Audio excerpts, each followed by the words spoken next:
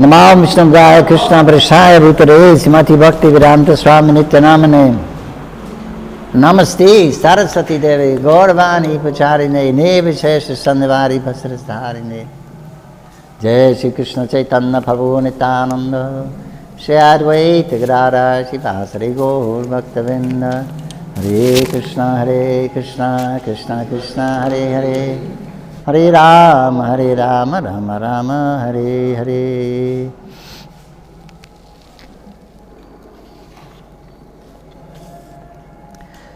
Continuing the lockdown series, reading of Krishna book, the summary study of the 10th canto of Srimad Bhagavatam by His Divine Grace A.C. Bhaktivedanta Swami Prabhupada, founder Acharya of the International Society for Krishna Consciousness.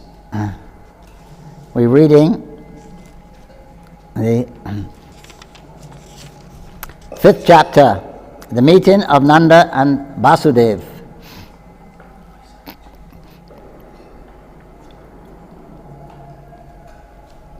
We just heard about the birth ceremony of Lord Krishna in Vrindavan.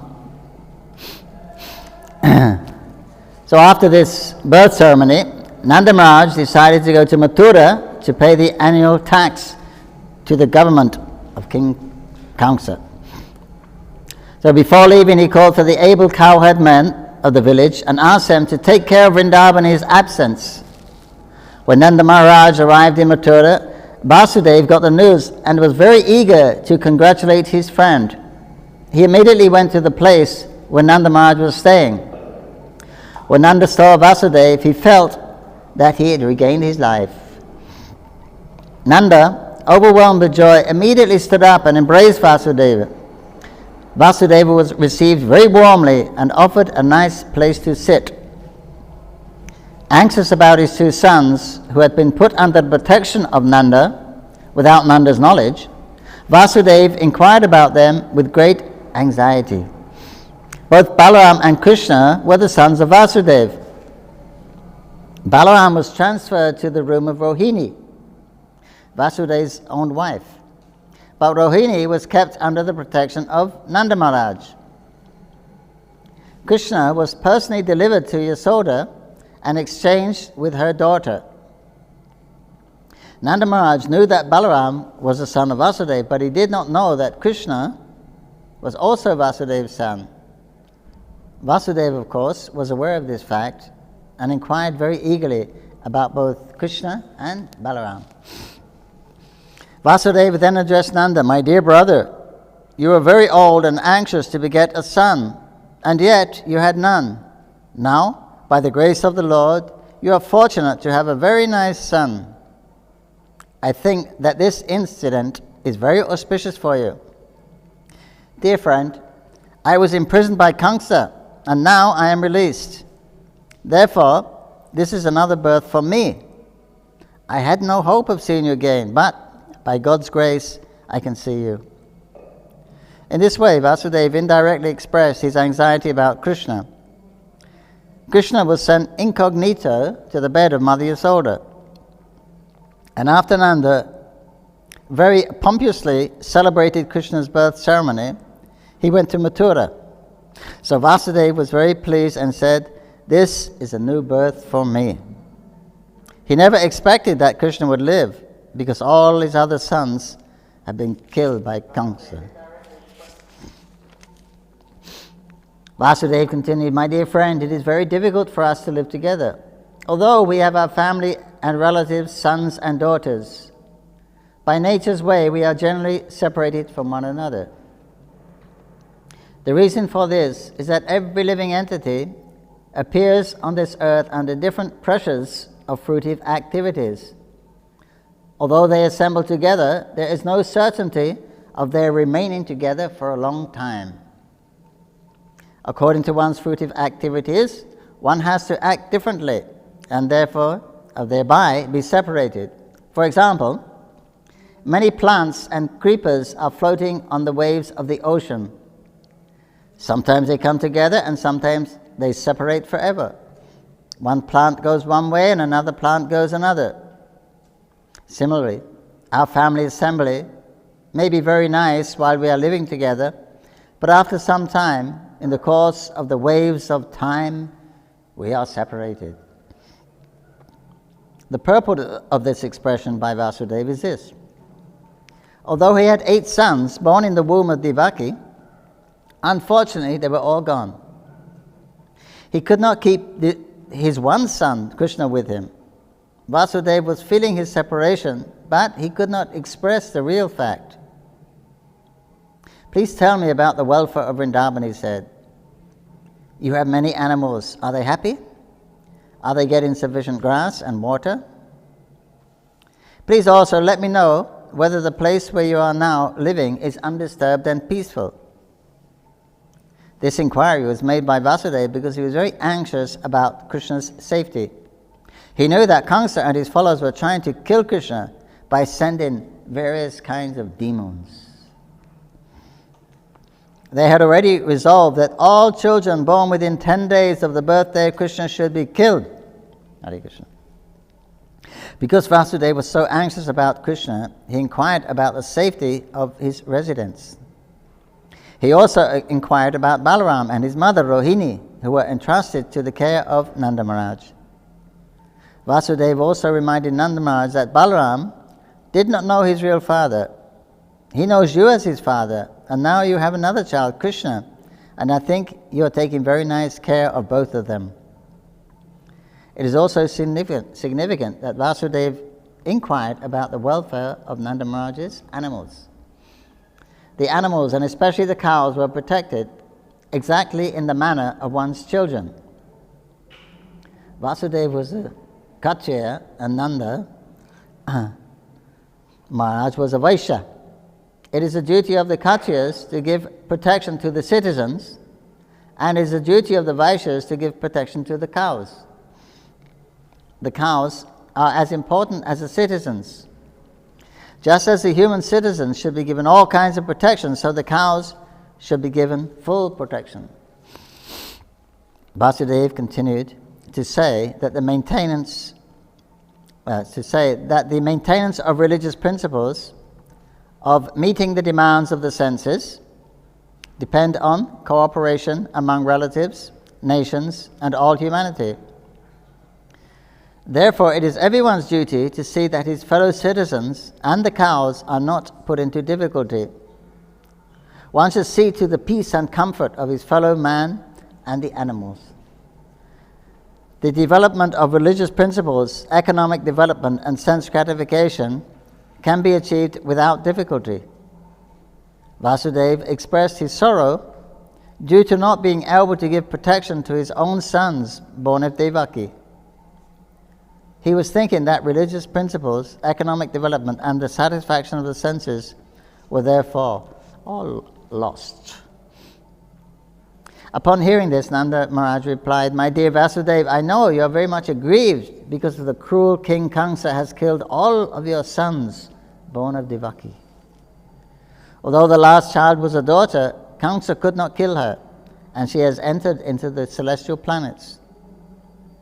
My dear friend, do not be aggrieved.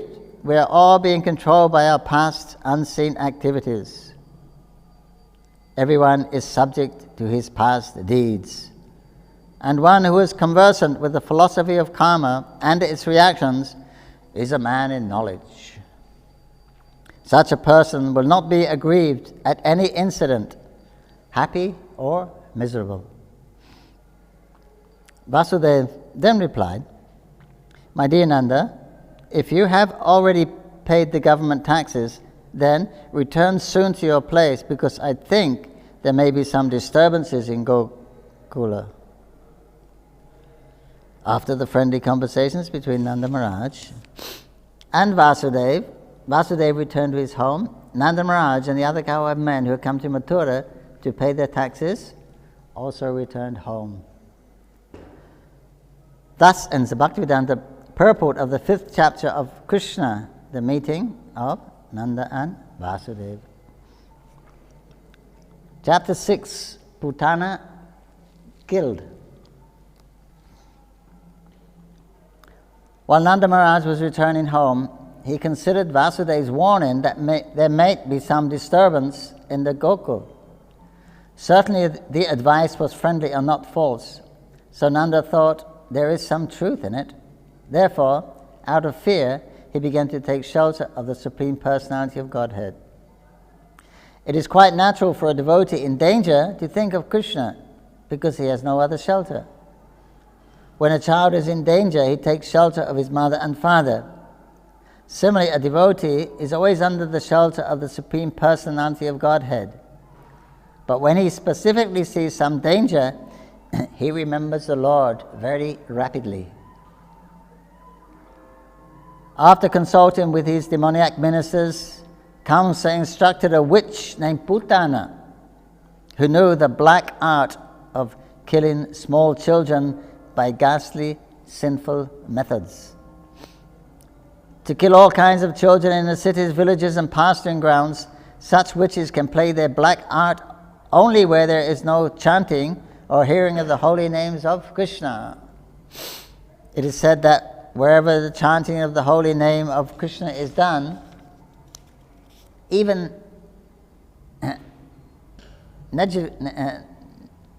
negligently, all bad elements, witches, ghosts, and dangerous calamities immediately disappear. Hare Krishna, Krishna Krishna, Hare Hare, Hare Rama, Rama Rama, Hare Hare. And this is certainly true of the place where the chanting of the holy name of Krishna is done seriously.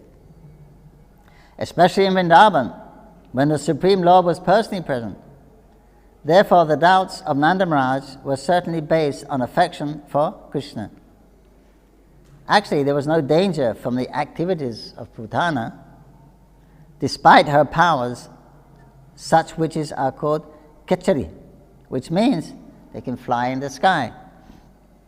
This black art of witchcraft is still practiced by some women in the remote northwestern side of India. They can transfer themselves from one place to another on the branch of an uprooted tree, broomstick. Putana knew this witchcraft, and therefore she is described in the Bhagavatam as Kechari. Putana entered the county of Gokul, the residence quarters of Nanda Maharaj, without permission. Dressing herself just like a beautiful woman, she entered the house of Mother Yasoda. She appeared very beautiful with raised hips, nicely swollen breasts, earrings, and flowers in her hair. She looked especially beautiful on account of her thin waist. She was glancing at everyone with attractive looks and smiling face, and all the residents of Vrindavan were captivated. The innocent cowherd woman thought that she was a goddess of fortune, appearing in Vrindavan with a lotus flower in her hand. It seemed to them that she had personally come to see Krishna, who is her husband. Because of her exquisite beauty, no one checked her movement, and therefore she freely entered the house of Nanda Maharaj. Putana, the killer of many, many children, found baby Krishna lying on a small bed. And she could at once perceive that the baby was hiding his unparalleled potencies, which resembled fire covered by ashes. Putana thought, this child is so powerful that he can destroy the whole universe immediately.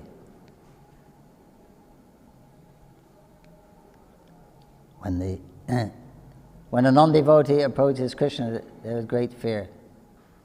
When a devotee approaches Krishna, there is great love.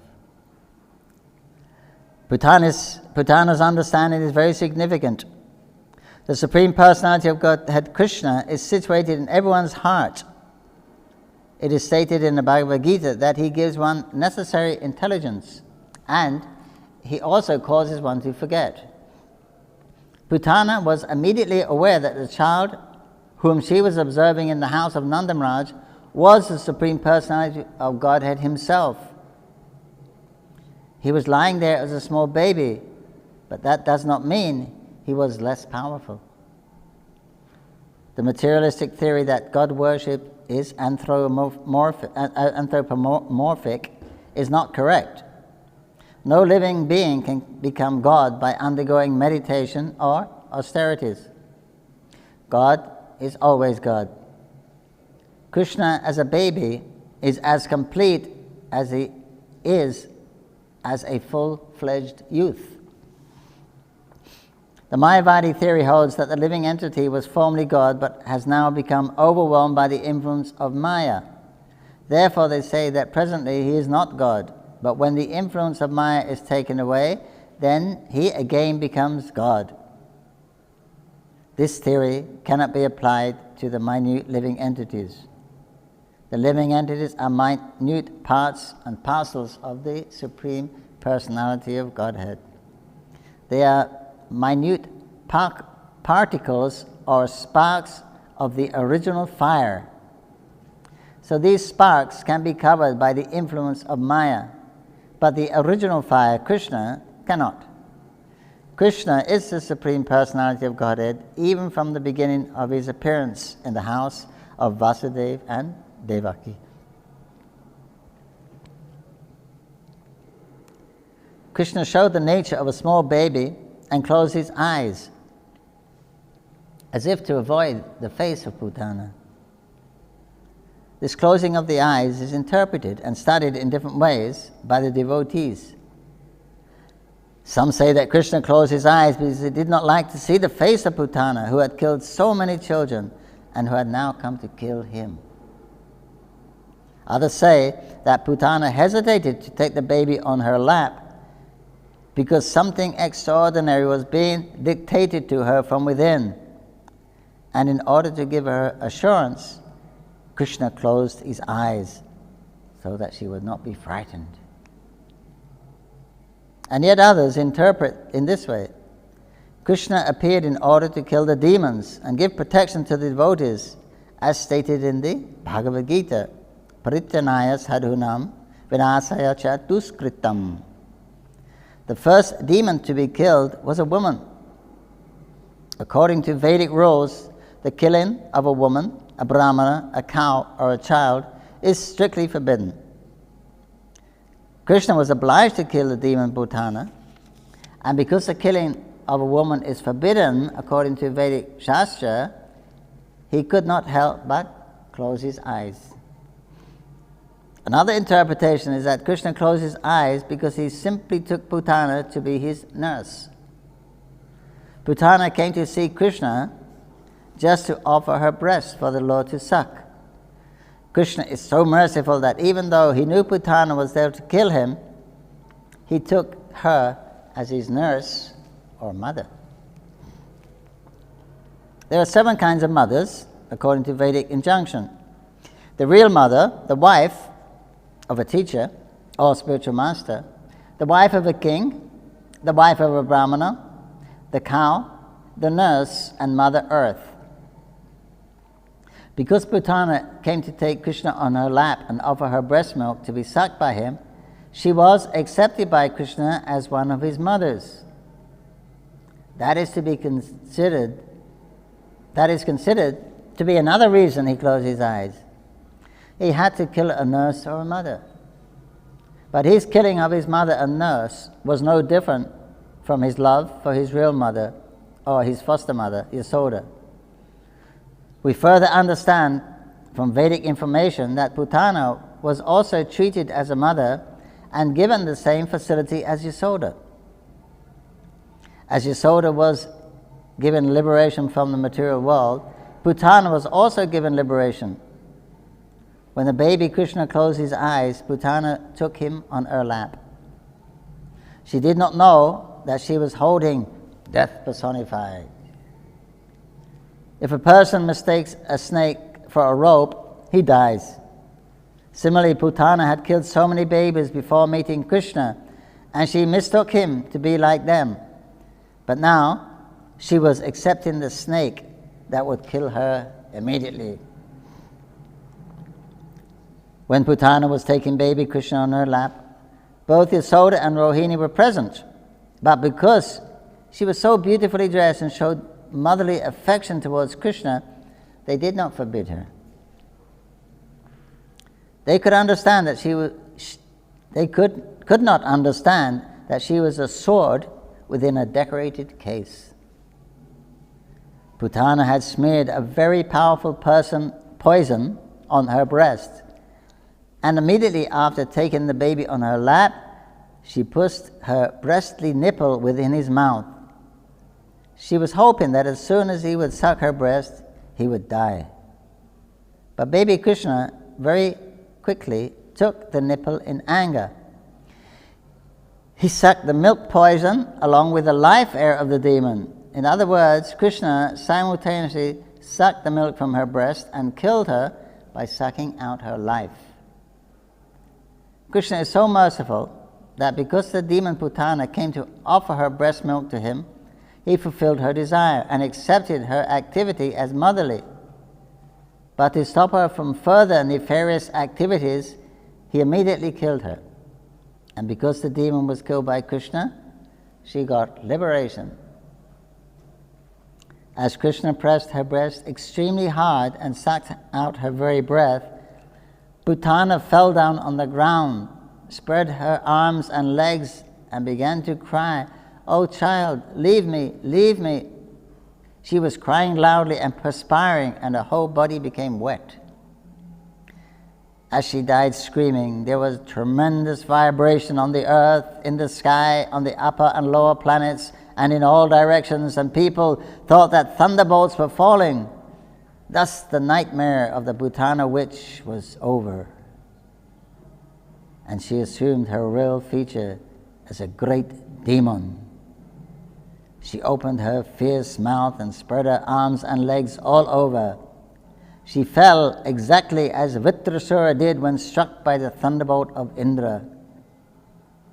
The long hair on her head was scattered all over her body. Her fallen body extended up to 12 miles and smashed all the trees to pieces. It is mentioned that all those trees, that was actually Kamsa's orchards. And everyone was struck with wonder upon seeing this gigantic body. Her teeth appeared just like plows, and her nostrils appeared like mountain caves. Her breast appeared like small hills, and her hair was a vast reddish bush.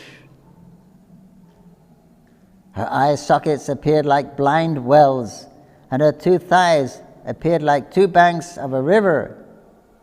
Her two hands appeared like two strongly constructed bridges, and her abdomen seemed like a dried up lake.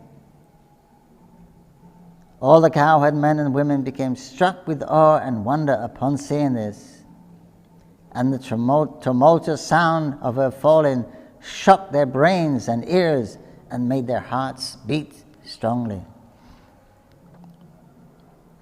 When the gopis saw little Krishna fearlessly playing on Putana's lap, they very quickly came and picked him up, and Mother Yasoda, Rohini, and the other elderly gopis immediately performed the auspicious rituals by taking the tail of a cow and circumambulating his body. The child was completely washed with the urine of a cow, and the dust raised by the hooves of the cow was thrown all over his body. This was all just to save little Krishna from future inauspicious accidents. This incident gives us a clear indication of how important the cow is to the family, society, and to the living beings in general. The transcendental body of Krishna did not require any protection, but to instruct us on the importance of the cow, the Lord was smeared all over with cow dung, washed with the urine of a cow, and sprinkled with the dust upraised by the walking of the cows. Goduli. Some people are saying cow urine will protect you from coronavirus by drinking it. It seems a little shocking for people who don't know the Vedic culture or cow culture, that you can bathe someone in cow urine and smear cow dung. But actually it contains all antiseptic properties. It has been scientifically tested. So therefore, when we bathe Krishna on his Abhishek day, we use Pankajanghri. 5 things from the cow: the milk, then the yogurt, and ghee, then cow dung, little, not much. It's mixed with water and filtered, and cow urine, also mixed with water. These are considered auspicious.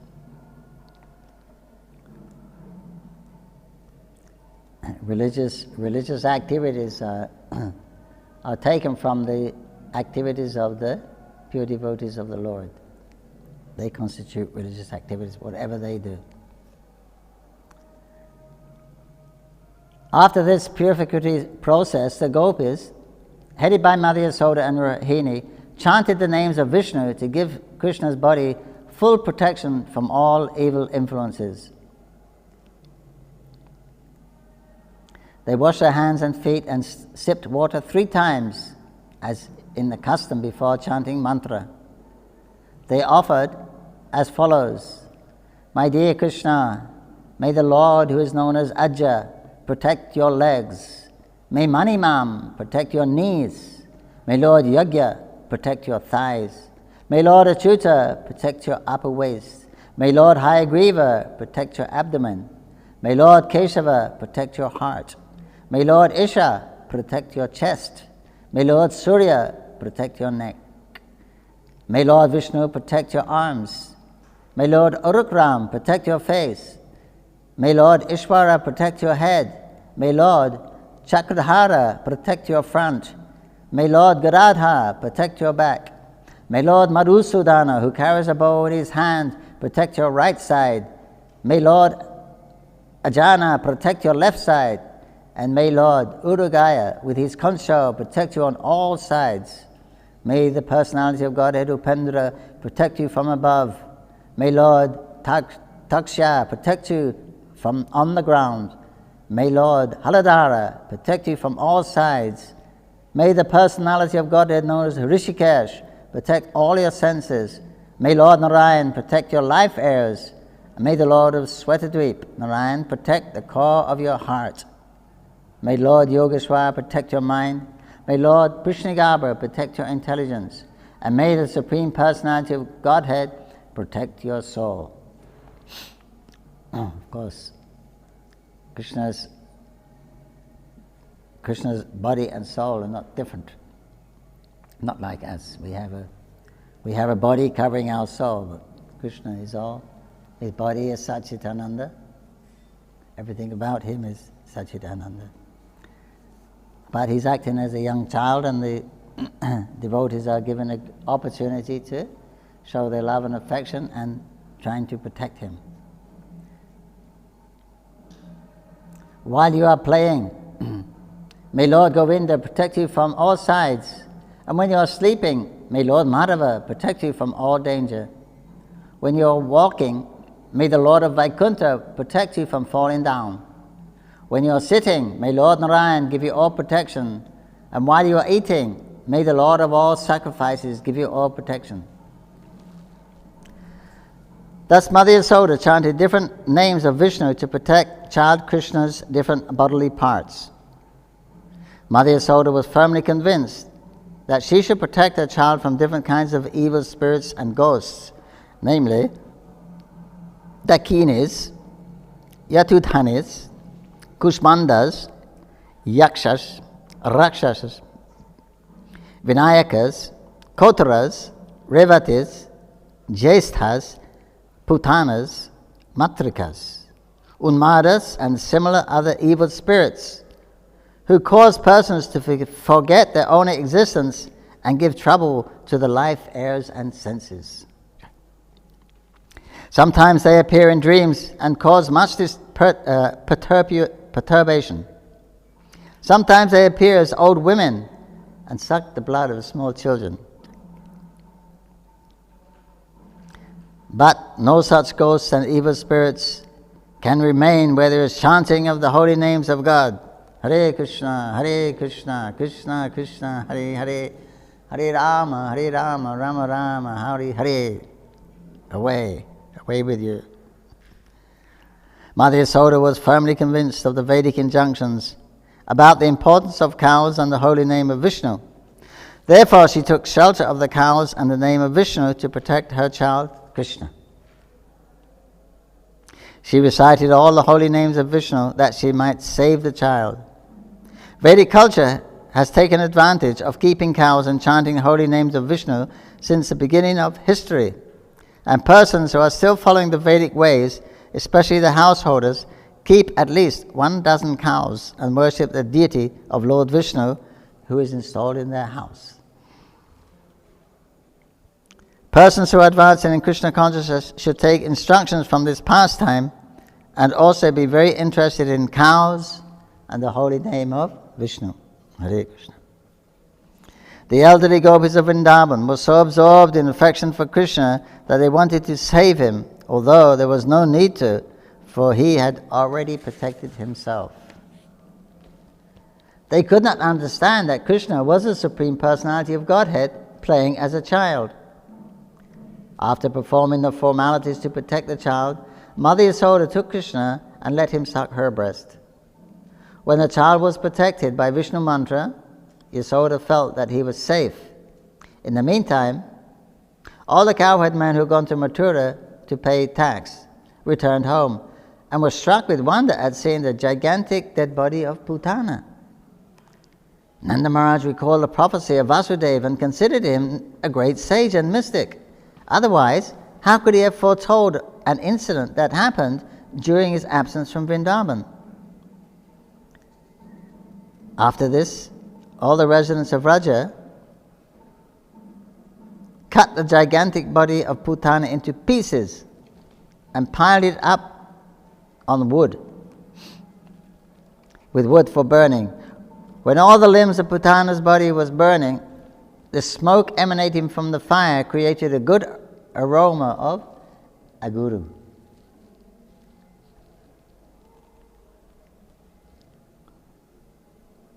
Aguru wood, very, very nice scent. The aroma was due to her being killed by Krishna. This means that the demon Putana was washed of her sinful activities and attained a celestial body. Jai Sri Krishna. Here is an example of how the Supreme Personality of Godhead is all good. Putana came to kill Krishna, but because he sucked her milk, she was immediately purified and her dead body attained a transcendental quality. Her only business was to kill small children. She was only fond of blood. But in spite of being envious of Krishna, she attained salvation because she gave her milk to him to drink. So what can be said of those who are affectionate to Krishna in the relationship of mother, who with great love and affection render service to him, the Supreme Personality of Godhead and the super soul of every living entity? It is concluded, therefore, that even a little energy expended in the service of the Lord gives one immense transcendental profit. This is explained in the Bhagavad Gita. Svalpamapyasyad hamasyat rayate mahatho bhayat.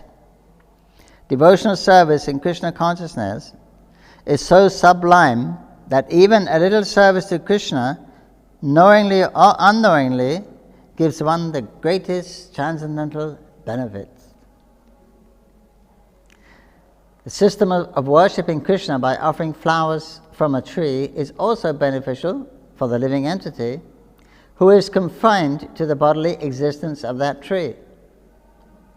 When fruits and flowers are offered to Krishna, the tree that bore them also receives much benefit. Indirectly, the archana process or worshipping procedure is therefore beneficial for everyone. Krishna is worshipable by great demigods like Brahma and Lord Shiva, and Putana was so fortunate that the same Krishna played in her lap as a little child. The lotus feet of Krishna, which are worshipped by the great sages and devotees, were placed on the body of Putana. People worship Krishna and offer food with great reverence and devotion, but automatically he sucked the milk from the body of Putana.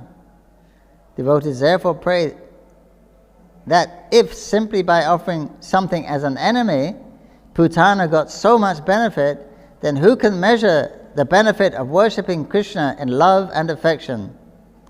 Therefore, only Krishna should be worshipped, for so much benefit awaits the worshipper. Although Putana was an evil spirit, she gained elevation just like a mother of the Supreme Personality of Godhead. It is clear that the cows and the elder gopis who offered milk to Krishna were also elevated to the transcendental position. Krishna can offer anyone anything, from liberation to anything materially conceivable. Therefore, there cannot be any doubt of the salvation of Putana, whose bodily milk was sucked by Krishna for such a long time. And how can there be any doubt about the salvation of the gopis who were so fond of Krishna?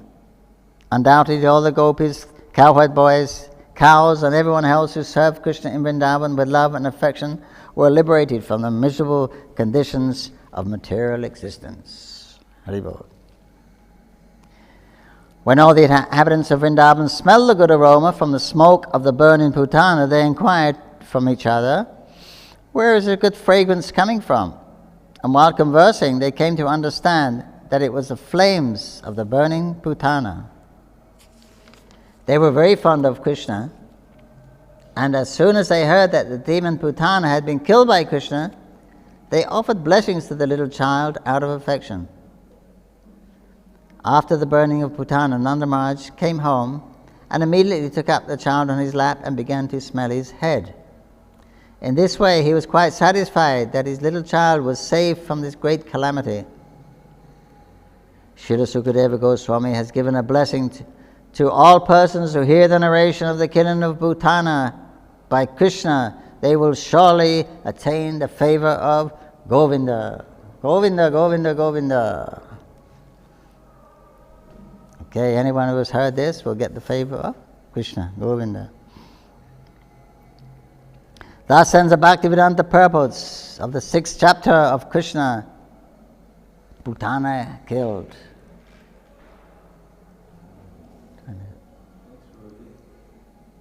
That's really cool. I can't say that. Oh, it's time, yes.